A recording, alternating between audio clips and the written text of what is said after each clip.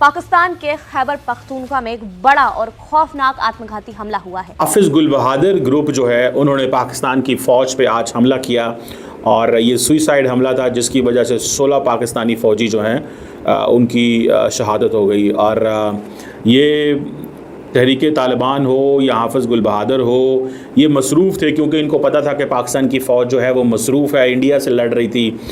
तो इन्होंने बिल्कुल खामोशी इख्तियार की और दाएं बाएं निकल गए और सिचुएशन जो है उसको जांचते हुए समझते हुए उन्होंने ये फ़ैसला किया कि हमें अपनी वो जो मोमेंटम है उसमें थोड़ी सी कमी लेके आनी चाहिए पाकिस्तानी फ़ौज पे हमले करने की। उसकी वजह यह है ताकि पॉज एंड थिंक का मौका मिले, थोड़ा रेस्ट पे चले जाएँ, थोड़ी स्ट्रैटेजी बदल लें।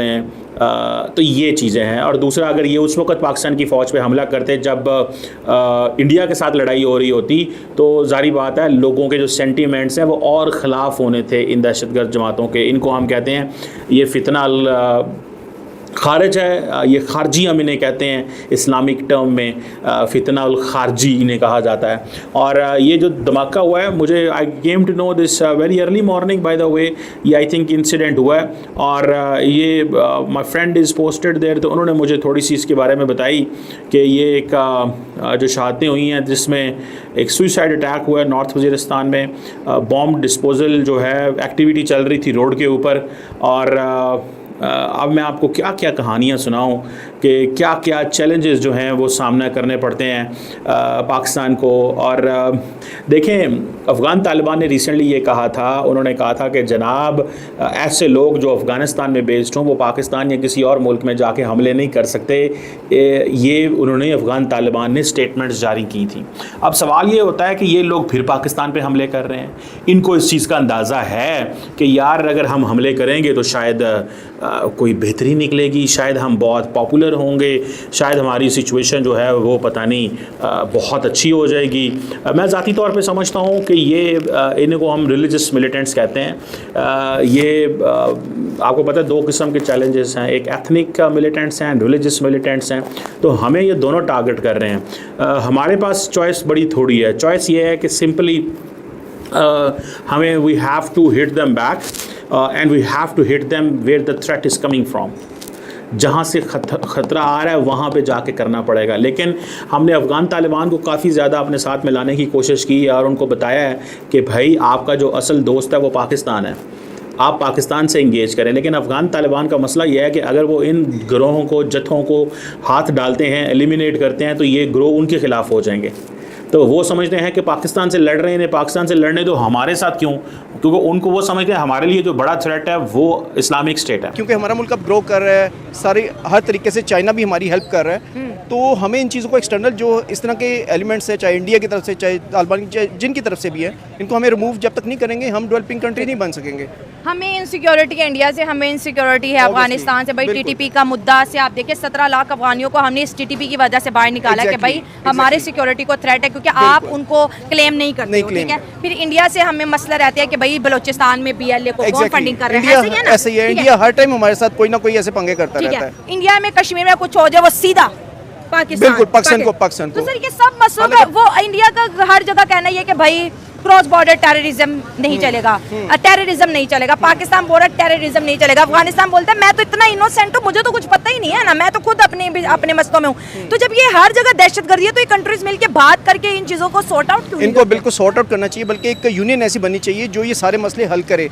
देखिए हम माशाल्लाह अल्हम्दुलिल्लाह अपना सिक्योर थोड़ा सा होने की कोशिश करते हैं, साथ ही कोई ना कोई इंडिया या उधर की तरफ से हमें कोई अटैक आ जाता है। हाँ। तो जो कि हमें इनसिक्योर करते हैं, हमें एक्सटर्नल इन लोगों को निकालना चाहिए जो अंदर हमारी अंदर की सारी मालूमात वहाँ पे फ्राहम कर रहे हैं इंडिया इधर उधर। तो मेरा ख्याल है पाक आर्मी ऑलरेडी बड़ा अच्छा परफॉर्म कर रही है और पहले भी इसने इंडिया को मुंह तोड़ जवाब दिया है। तो इंशाल्लाह उम्मीद है कि पाक आर्मी इस चीज़ को भी जल्दी कंट्रोल करेगी। सर जब हमारे मुल्क के जो होते हैं ब्यूरोक्रेट होते हैं या वज़ीर आज़म होते हैं, बाहर जाते हैं, लोगों से मिलते हैं और बोलते हैं कि भाई आप अपनी कंपनीज पाकिस्तान में ओपन करो, आप पाकिस्तान के अंदर इन्वेस्टमेंट करो, क्योंकि हमारी इस वक्त पॉपुलेशन 60 से 70% यूथ है और ज़्यादातर लोग जॉबलेस हैं, क्योंकि मुल्क के अंदर वो इंडस्ट्रियल ग्रोथ नहीं है, उस तरह की कोई हमें प्रोस्पेरिटी नज़र नहीं आती है, ठीक है।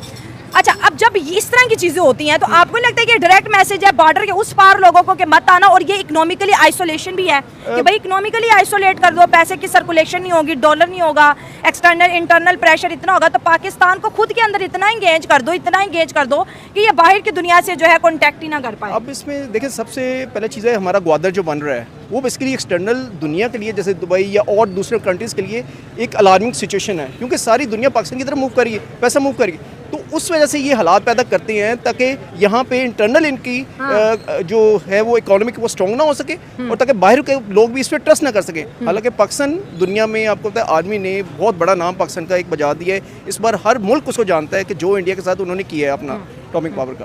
तो इंशाल्लाह ये चीज़ें भी इंशाल्लाह हमारी आर्मी ऐसे ऐसा कंट्रोल करती है। इंडिया का नाम लिया, एक बड़ा इंपॉर्टेंट सवाल है। इंडिया के अंदर आर्मी पे अटैक होता है, अवाम पे अटैक होता है, वो सीधा पाकिस्तान का नाम लगा देते हैं पाकिस्तान के ऊपर, कभी वो बालाकोट स्ट्राइक हो जाती है, कभी ऑपरेशन सिंदूर हो जाता है। जब हमारे मुल्क में सेम दहशतगर्दी होती है अवाम के ऊपर, बच्चों के ऊपर, आर्मी के ऊपर, तो हमारा उस तरह का नैरेटिव क्यों नहीं आता जिस तरह इंडिया का आता है? इनके साथ लड़ना आसान नहीं है, क्योंकि ये अपनी मर्जी से, अपनी ख्वाहिश के मुताबिक, अपने इनिशिएटिव से एक जगह पे नमूदार होते हैं, अटैक करते हैं और फिर गायब हो जाते हैं, और इनकी कोई बाकायदा यूनिफॉर्म भी नहीं होती।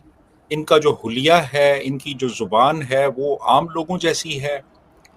फिर ये उस इलाके से बहुत अच्छी वाकफियत रखते हैं कि कहाँ पे जंगल है, कहाँ पे पहाड़ है, कहाँ पे गार है, कहाँ पे नदी है, कहाँ दरिया है, और कैसे किस जगह पे अटैक करना है और फिर कैसे गायब हो जाना है।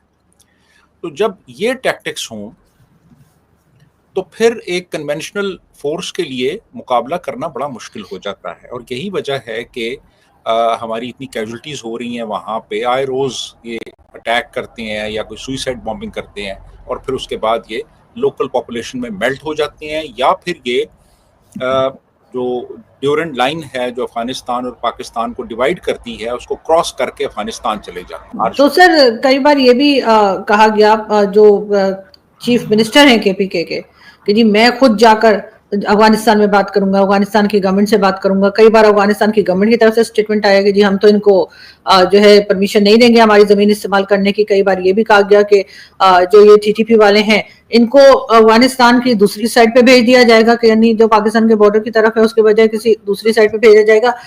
तरह तरह की बातें की जाती हैं, लेकिन कोई किसी किस्म का कुछ इम्प्लीमेंट होता हुआ दिखाई नहीं देता। क्या आपको लगता है कि पाकिस्तान की गवर्नमेंट के बजाय चीफ मिनिस्टर ऑफ केपीके जो है वो ज्यादा काम कर सकते हैं? मेरा नहीं ख्याल कि वो इस पोजीशन में है कि वो जाके एक बहुत ही जो कॉम्प्लेक्स इशू है उसको वो रिजॉल्व करने की अहलियत रखते हों। वो तो अपने सूबे को कंट्रोल नहीं कर पा रहे, और अपने सूबे पे उनकी मुकम्मल गिरफ्त नहीं है, और अपनी पार्टी के अंदर भी उनका एक बड़ा कंट्रोवर्शियल स्टेटस है। तो उन्होंने इस मसले का क्या हल करना है, ये तो पाकिस्तान की जो मरकज़ी हुकूमत है और अफ़गानिस्तान की जो मरकज़ी हुकूमत है वो मिल बैठें, और जो टीटीपी के नुमाइंदे हैं उनको भी शामिल किया जाए, और कोई इसकी नेगोशिएटेड सेटलमेंट हो, जो कि बहुत बड़ी मुश्किल नज़र आती है अदरवाइज़।